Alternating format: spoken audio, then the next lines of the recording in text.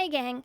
Today I'm looking at Total War Warhammer 3 Tides of Torment DLC from the eyes of a painter and a tabletopper.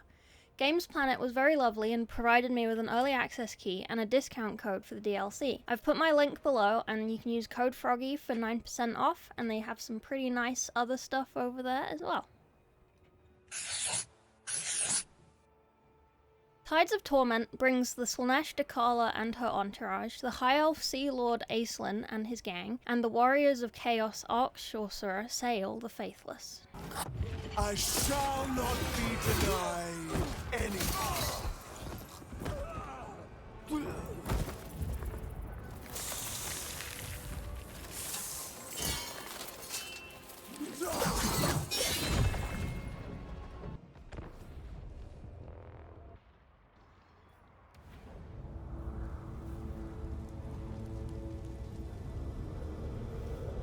Deep within the chaos wastes, a monolith of marble extols the beauty and the terror of Dechala, the darkly radiant malice which none can withstand. Whatever and whomever she desires is hers, to ruin and corrupt. Her whirling madness has driven her across the known world. Her serpentine form strikes fear into the hearts of the dragons themselves. And she shall be denied no longer. The legendary lord, Dechala the Denied One, this snaky lady has been around on Tabletop since the 90s, and one of the original Slaanesh-themed named characters at that time.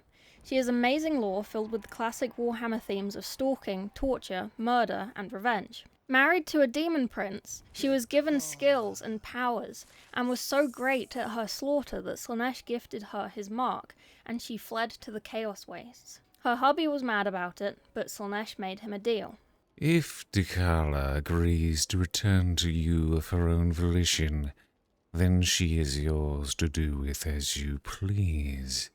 But should she choose to remain apart from you, no matter how far Dechala may rise in my favor and grace, she will never ascend to your height of demonhood as long as you yet survive. Looking at the faithfulness to Tabletop, we can take a little glance at her stats and abilities from the 5th edition Codex, and her data card in the game. Obviously, we can only really make an educated comparison since it's two different game systems, but here's what we can see. Yes, you think, how do we compare this? But we can make a more or less equivalence and make a graph. So we don't want to compare numbers as such, but looking at the shape of the bars to see if it is more or less the same on either game. As you can see, they're not. This is because they're different games. But you can see some similarities in that in Total War she maintains that speedy, agile but squishy with low armor from fantasy, and a good amount of damage from her many swords and dances. Abilities. Praise of Slaanesh in 5th made anything targeting her a -1 to hit, making her pretty much immune. In Total War, this is as much the same as it can be without being OP, with a +36 melee defense and a +20 missile block chance, and to equal it out she gains a -36 to her melee attack. Dance of Destruction in 5th is a +1 to all of her hit rolls. In Total War, this is done with a 25% increase in base weapon damage and armor-piercing weapon damage, with a -24 to melee defense to balance it.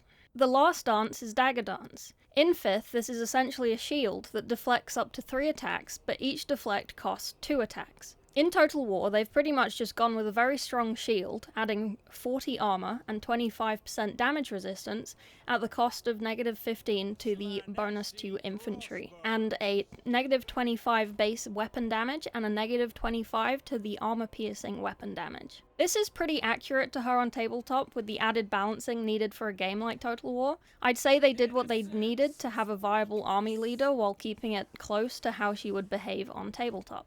Miniature. She's not had a new model since her release.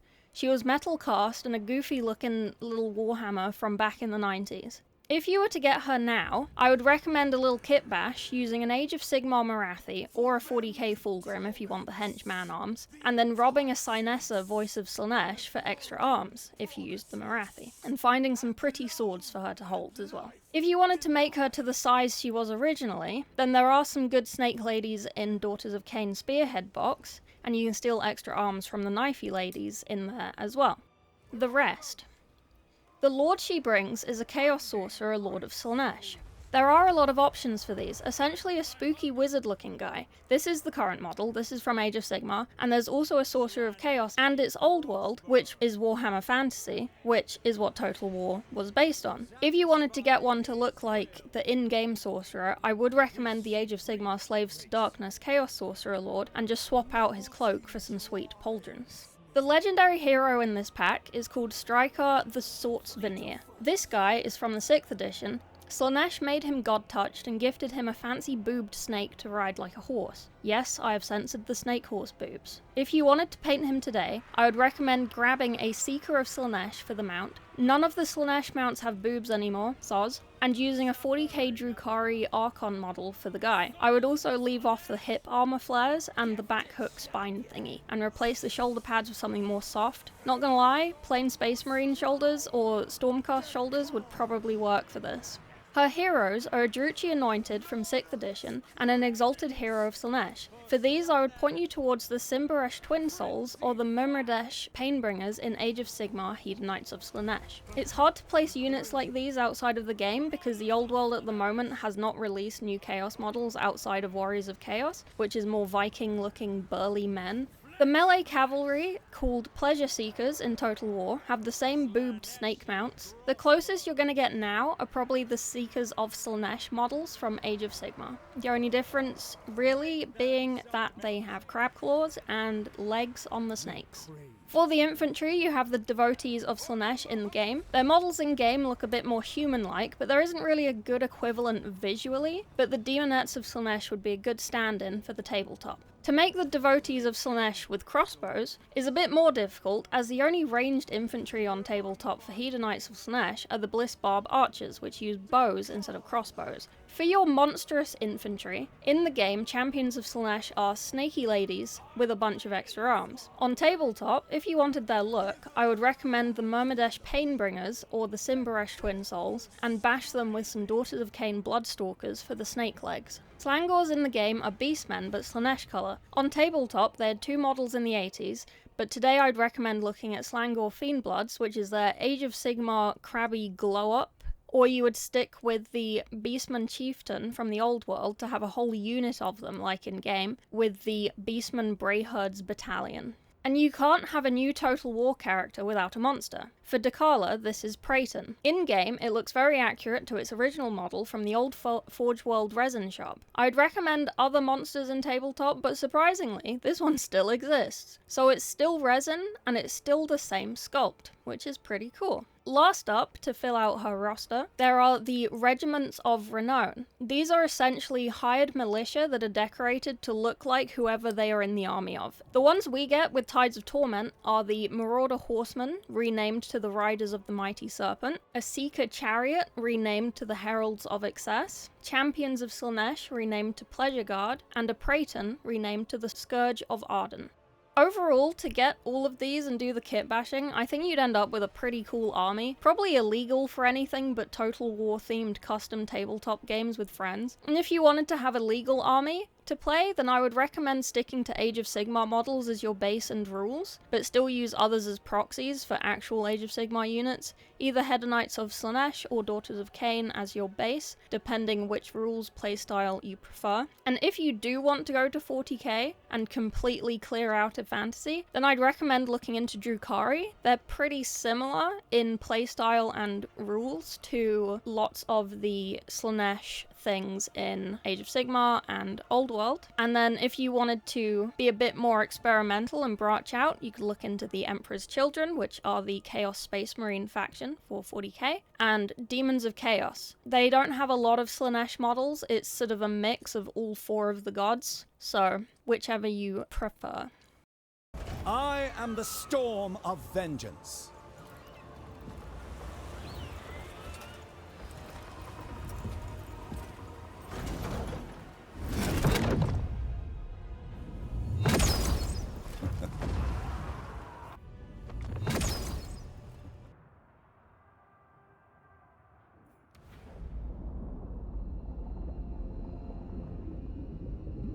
The waters take what they will, and yield to no one, except to those whose will can conquer them. Veiled in mists, a sword that cuts the roiling waters. Aislinn, seaborn servant of the Phoenix King of Ulthuan, master of the tides and the lurkers in the deep.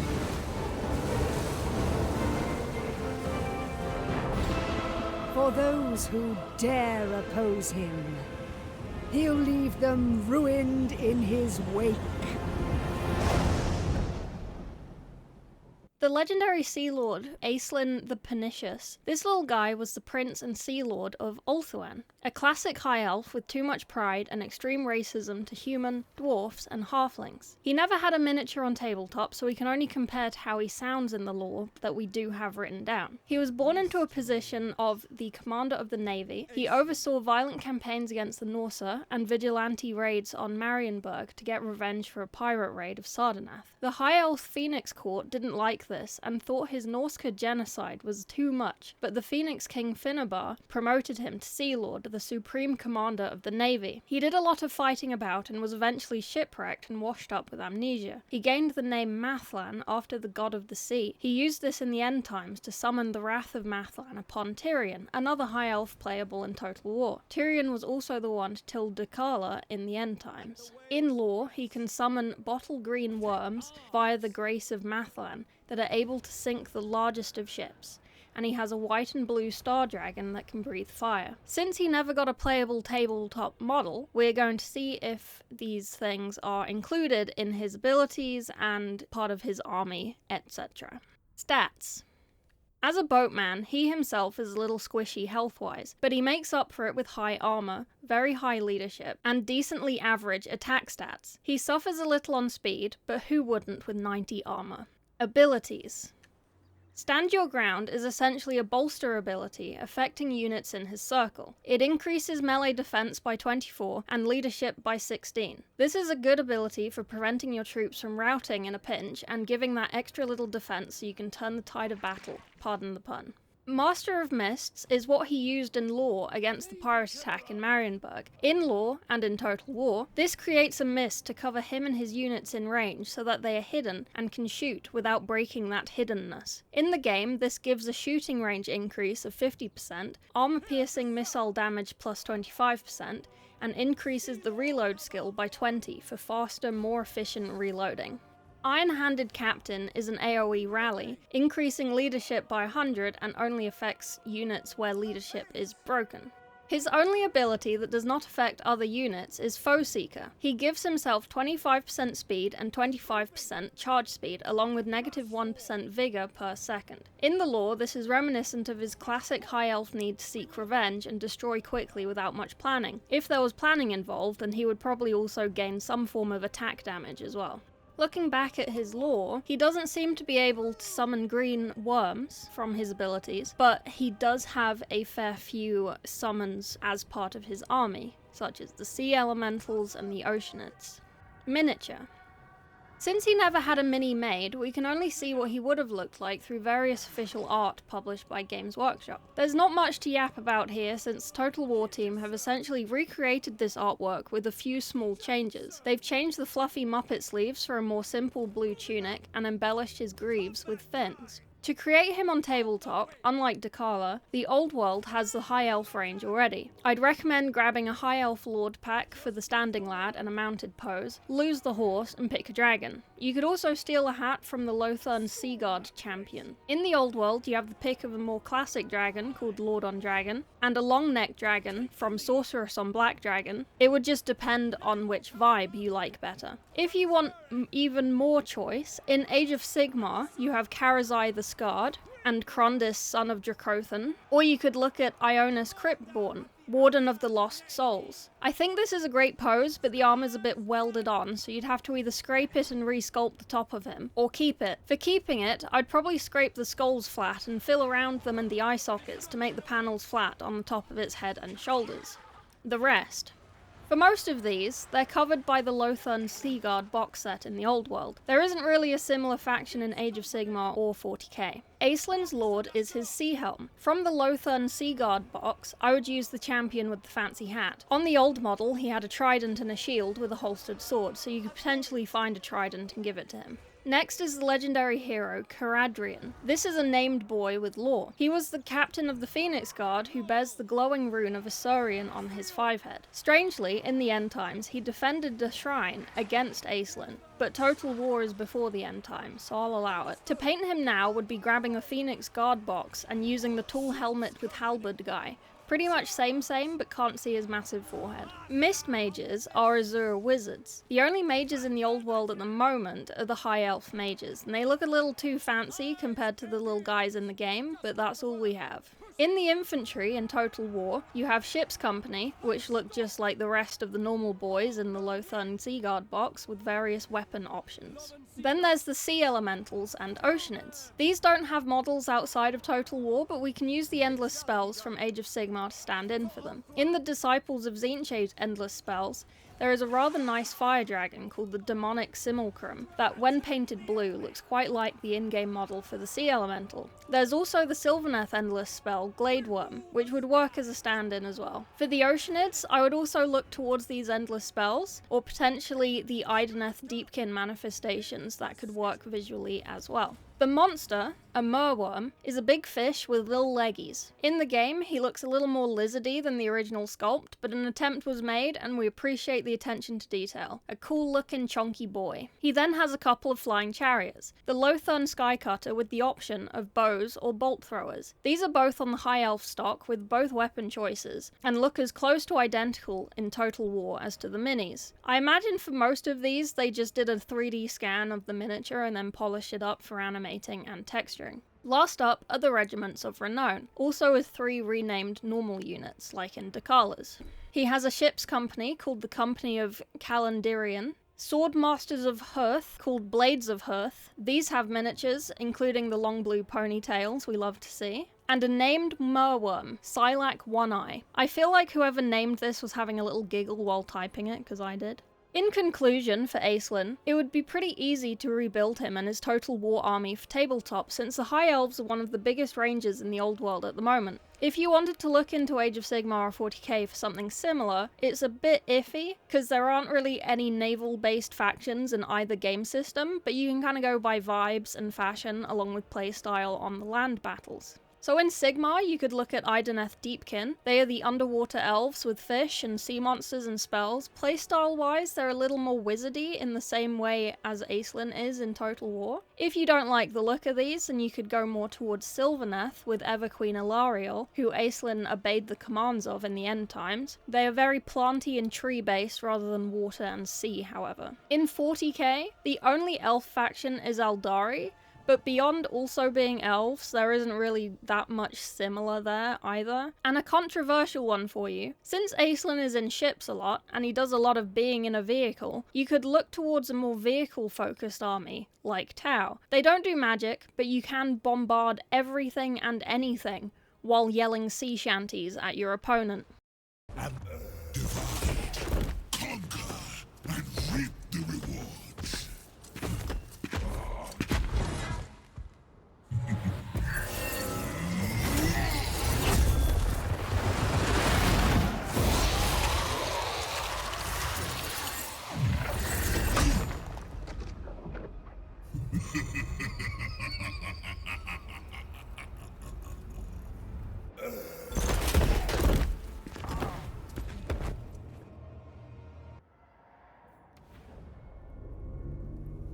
The path to glory in service to the Chaos Gods ends in ruin for anyone who follows it in blind faith.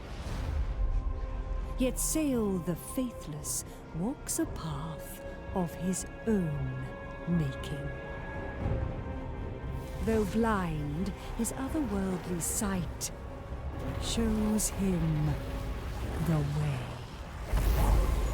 No one can escape his treachery until it is too late. No one is beneath his friendship. No one above his betrayal. The path he walks is perilous, but it is his own, and so will be his glory.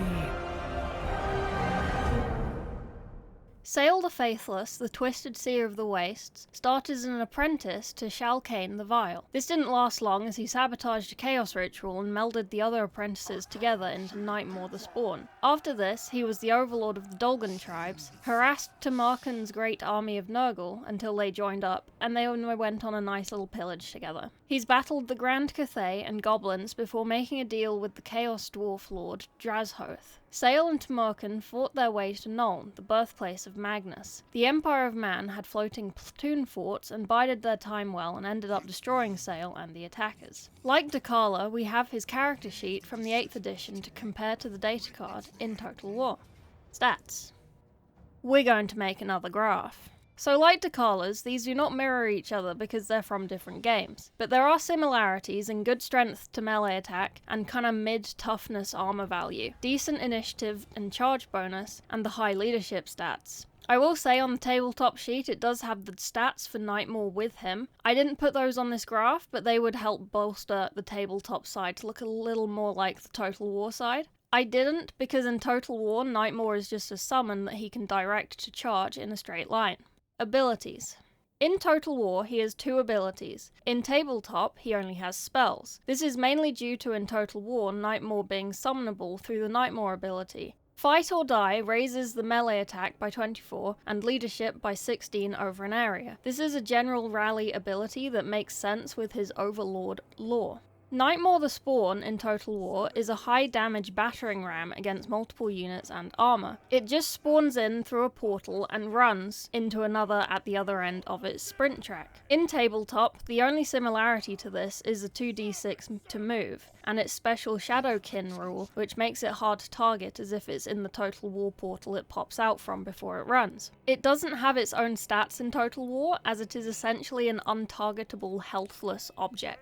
Spells. Unlike the other 2 legendary lords, Sayl has access to a fair few spells. On Tabletop, he is a level 3 wizard, and can pick from the Lore of Heavens or the Lore of Shadow for his spells, along with Traitor's Mist. Traitor's Mist on Tabletop is an augment spell casted upon himself that allows him to use the Fly special rule, and any model in base contact takes a strength 3 hit with no armor saves. In Total War, this is not a thing at all on his sheet, and there is nothing that sounds similar to it either. We can split his spells into 2 sections, Lore of Heavens and Lore of Shadows. Unlike Tabletop, where he has to pick one of these sets of spells to choose from, here he has access to 3 from each, along with some passives from each as well.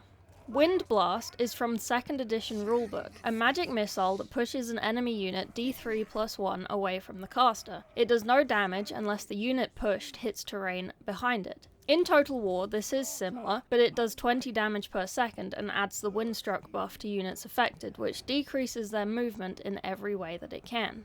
Chain Lightning in Tabletop does d6 strength 6 hits, and on a 3+, chains to the next model within 6 inches, and keeps chaining until no more 3+s are rolled or it runs out of targets. In-game, it is a large random moving AoE that lasts for 21 seconds and does 13 damage per second. Very much same, just without the RNG 3+ needed. Uranan's Thunderbolt is a single target lightning strike only affecting a small area. On Tabletop, this is a d6 attacks of strength 6 damage to a unit, and ignores non-magical armor. This sounds pretty nice to have on your hands on Tabletop, so no wonder Total War chose it for Sayl. In the game, it keeps its high damage with 672 and 96 range and explosive damage respectively, and causes major magical damage. It is also good against armor and artillery pieces, because these tend to be made out of conductive metals. The last thing taken from Law of Heavens is the Roiling Skies passive. On Tabletop, this just means that any flying unit targeted with a Law of Heavens spell takes an additional d6 strength 4 hits on top of the spell effects. In Total War, this is also a flying units only targeted passive, but rather than additional damage, it just decreases their speed by 25% and their melee defense by 24%. Then from Law of Shadows, the Enfeebling Foe reduces the target strength by a d3 roll in the 8th edition spell list. In Total War, this is as much the same as it can be, with a negative 24 to melee defense and melee attack, and only affects one enemy in range. This is a pretty simple copy-paste from Tabletop over to Total War. Good job, team! The Penumbral Pendulum is another from 8th edition that draws a straight line up to 36 inches from the caster, defending on the 6d6 roll, and each model on that line has to roll for initiative or take a strength 10 hit, causing d3 wounds. In Total War, this is a bit different. Instead of being a sudden line in front of the caster, it is a small AoE that moves forward for 200 meters. And rather than taking an initiative roll for each guy inside that AoE, they just take a 36 DPS. Mechanics-wise, this makes sense, since instead of taking up temporary GPU to maths out an initiative check for every boy plus the d3 amount of wounds, it's just straight damage, otherwise you'd probably lag every time anything AoE is cast.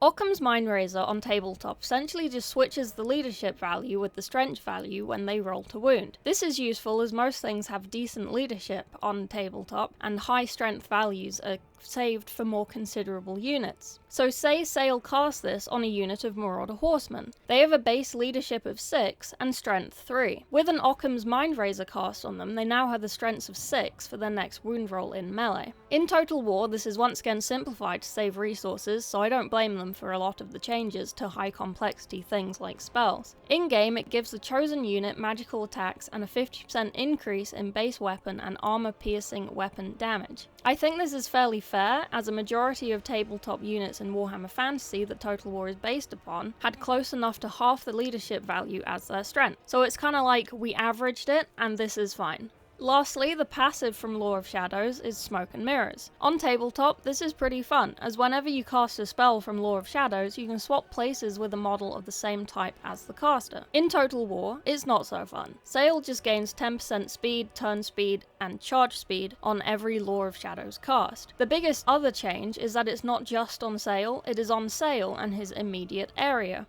Miniature.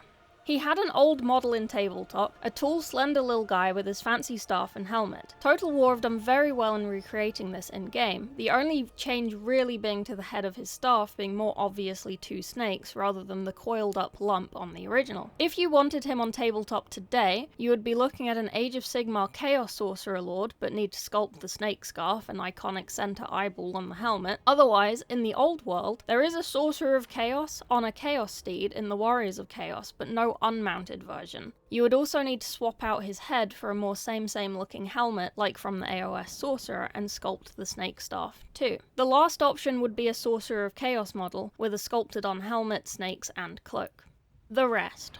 His lord is a great shaman sorcerer. Shaman sorcerers are unique to Total War Warhammer and don't really exist outside of it. If you were to want a mini to represent this little old man looking wizard antler guy, I would recommend grabbing a Cruelmore, the Prophet of Ruin, for the haunched over man vibes, or sticking with a Sorcerer of Chaos and just kit bashing the heck out of him. The legendary hero is Bjorg Bearstruck. He is a named character from fantasy, a mighty champion of chaos and chieftain to the Ursfjordings or the Bearmen of Urslo. Most of his lore is fighting in the north and then moving to the greener grass in the south. He grew to a tremendous size and horrified anyone who saw him and his troop coming. He did have a miniature on tabletop, and you can understand from it why people would be horrified at his form. To have him now, as sacrilegious as it sounds, I would say to get the Bjorn and Bear Lord of the Rings miniatures and use the bear model, as it is a straight up bear and would be quite easy to sculpt things on like clothes and hair like he has in the game. It is a resin cast, so be aware of resin dust, but to make the bear skin part, you could carefully sand parts of the fur down. Unfortunately, all of the Old World and Age of Sigmar ranges that would be nice for this army all tilt towards cows rather than bears. Next up is the Fimir Noble Hero. On tabletop, these have a slightly longer Christian name of Fimirach. These are silly little cyclopsy alligator-ass looking guys. I think these guys look pretty cool and unique for Warhammer, but they've not been brought back for Old World yet TM. As stand-ins look-wise, I would go full lizard angle and look at Seraphon from Age of Sigmar. I would either go with a Saurus warrior, or if you wanted something with a bigger footprint as it is a hero unit, maybe a Kroxigor. On to the main bulk of the army. Melee infantry are the Marauder Bearmen with axes and shields, or great weapons. Again, the difficulty in placing these on today's tabletop is a lack of bears in the Beastmen, but I think the Gore Herd would work pretty well despite being cows. If you don't mind looking into Age of Sigmar, then Slaves of Darkness have the Dark Oath Marauders that also look pretty cool, and will be easier to match weapon loadouts with the units in Total War. For shock cavalry, you have the Kurgan Horsemen, with either dual weapons or great weapons. These are just dudes on horses, pretty easy to get in Age of Sigmar with your Slaves to Darkness Dark Oath Fell Riders, especially given the weapon choices in Total War compared to these. In the Old World, the only viable replacement is the Centaur Herd from Beastmen Bray Herds, or going more full hog with the Chaos Knights in Warriors of Chaos. Up next, Sayl has a handful of monsters to call upon. The Cursed Etten and the Cursed Etten Rune Cooler are big giant boys, tall, rotund, squishy guys. In legend, they were Norse warriors that were cursed and subsequently cast out from the Norska settlements, and now they hate everything. But some of them have a second head that remember the old tribal magic.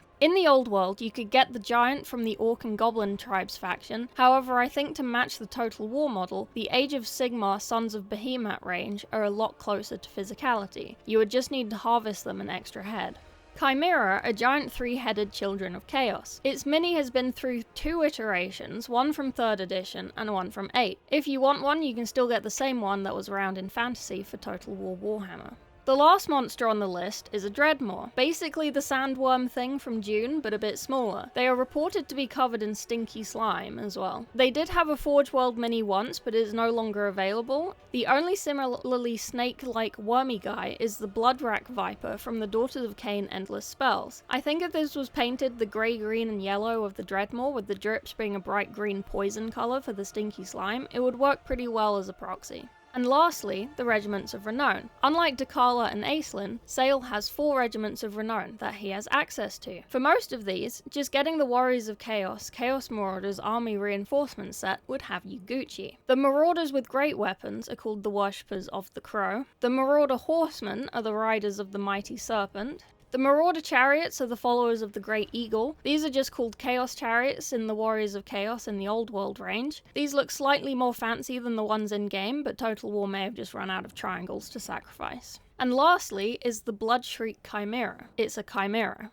So to round out Sayl on tabletop, it's a bit of a mishmash from a couple of ranges and games, but it's doable. If you wanted to be game legal, then I'd cut my losses and stick with either the Warriors of Chaos range or the Beastmen Brayherds in the old world, staying true to the fantasy that Total War is from, or give myself a little bit of extra whimsy with the Age of Sigmar Slaves to Darkness faction. And if you wanted to get into 40k, then I think the Chaos Space Marines would have enough to fill you up. It's a shame that Chaos just means cows, centaurs, and dragons, rather than bears, especially for beastmen, the only beast being an angry shaved cowman. But it is what it is, and they're still bringing things back from the old world from fantasy, so maybe there's still some bears on the table in the future.